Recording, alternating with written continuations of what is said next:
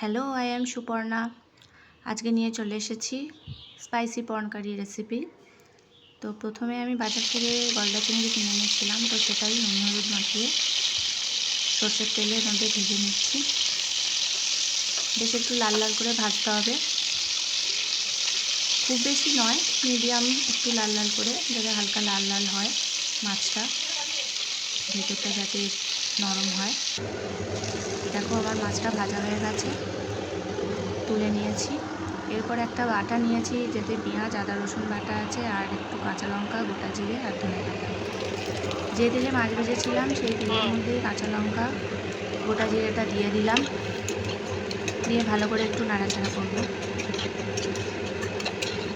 ভালো করে নাড়াচাড়া করে নিয়েছি। এরপরে দিয়ে দেবো পেঁয়াজ আদা রসুন বাটাটা। ভালো করে এরপরে মিক্স করতে হবে মশলাটা, যতক্ষণ না পেঁয়াজের কাঁচা গন্ধটা যাচ্ছে এবং পেঁয়াজটা ভালো করে ভাজা হচ্ছে, ততক্ষণ এটাকে একটু হাই ফ্লেমে ভালো করে নাড়াচাড়া করতে হবে। এরপর আমি দিয়ে দিচ্ছি পরিমাণ মতো হলুদ গুঁড়ো, দিয়ে আরেকবার আমি মশলাটাকে মিক্স করে নিলাম। মিক্সিং হয়ে গেছে। এরপরে দিয়ে দিচ্ছি কাশ্মীরি লঙ্কার গুঁড়ো। যেহেতু কম ঝাল খাই আমরা, তো তার জন্য অনলি কাশ্মীরি লঙ্কার গুঁড়োটাই দিলাম। আর কালারের জন্য তোমরা চাইলে এমনি শুকনো লঙ্কার গুঁড়ো আর কাশ্মীরি লঙ্কার গুঁড়ো মিক্স করে বা দুটোই অ্যাড করতে পারো। এরপরে দিয়ে দিচ্ছি পরিমাণ মতো ধনে গুঁড়ো। যেহেতু গোটা জিরে দিয়েছিলাম সেই জন্য আর জিরে গুঁড়ো আমি দিই। এরপরে মশলাটাকে ভালো করে এরপরে মিক্স করবো। আবার বেশ খানিকক্ষণ ধরে মিক্স করব, যতক্ষণ না মশলাটা ভাজা ভাজা হচ্ছে। নুন দিয়ে দিলাম পরিমাণ মতো। নুনটা তোমরা কম বেশি যে যেমন খাবে। এরপরে দিয়ে দিচ্ছি শাহি গরম মশলা। আমি এটা মশলাটা কষানোর সময়তেই খানিকটা শাহি গরম মশলা দিয়ে দিলাম। এতে করে কি হবে, এতে করে রান্নার টেস্টটা ভালো আসবে। মশলা কষানোর সময় খানিকটা শাহি গরম মশলা দিলে রান্নার টেস্টটা ভালো হয়।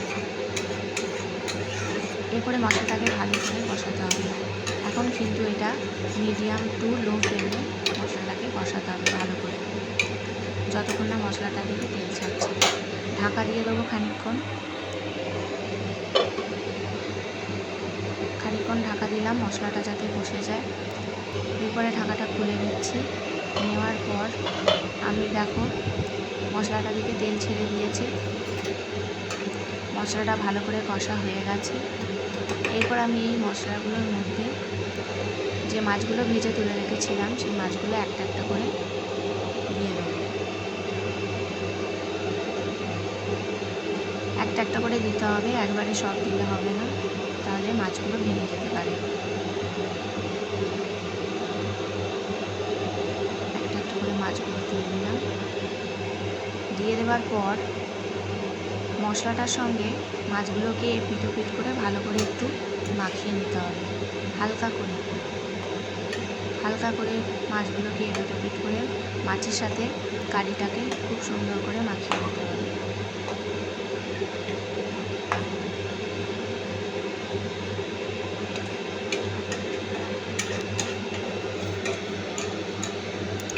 মাখিয়ে নিয়েছি। এরপর আমি এতে অ্যাড করব সামান্য পরিমাণ জল। যেহেতু কারি রান্না করছি, তো তার জন্য আমি অল্প পরিমাণে জল দিয়েছি। তোমরা যদি ঝোল খেতে চাও তাহলে বেশি পরিমাণে জল দিতে পারো, সেটা তোমাদের উপরে নির্ভর করছে যে তোমরা কেমন খাবে। আমি কারি করছি তাই অল্প জল দিয়েছি। ভালো করে মশলার সঙ্গে জলটাকে মিক্স করে নিলাম। ভালো করে মিক্স করে নিয়েছি, মিক্সিং হয়ে গেছে। এরপরে আমি এটাকে ঢাকা দিয়ে দেবো। ঢাকা দেওয়ার আগে আমাকে আরেকটা কাজ করতে হবে, যেটা হচ্ছে যে এর ওপর আমি যে ধনেপাতা কুচিয়ে রেখেছিলাম, জলে ভিজিয়ে রেখেছিলাম, সেই ধনেপাতাটাকে আমি ওপর থেকে ছড়িয়ে দেবো। পুরো ধনেপাতাটাই আমি ওপর থেকে ছড়িয়ে দেবো, মাছের ওপর থেকে। যে কোনো রান্নায় ধনেপাতা অ্যাড করলে তার একটা আলাদা স্বাদ এসে যায়। ধনেপাতাটাকে আমি খুব সুন্দর করে ছড়িয়ে দিলাম। এর মধ্যে আমি একটু টমেটো সস অ্যাড করেছিলাম, যেটা দেখানো হয়নি, টমেটো ছিল না তাই টমেটো সস অ্যাড করেছিলাম। এরপরে হালকা করে মশলাটাকে আমি একটু নাড়িয়ে নিয়ে আমি চাপা দিয়ে 5 থেকে 7 মিনিট হতে দেবো। 5 থেকে 7 মিনিট পর ঢাকনা খুললেই রেডি স্পাইসি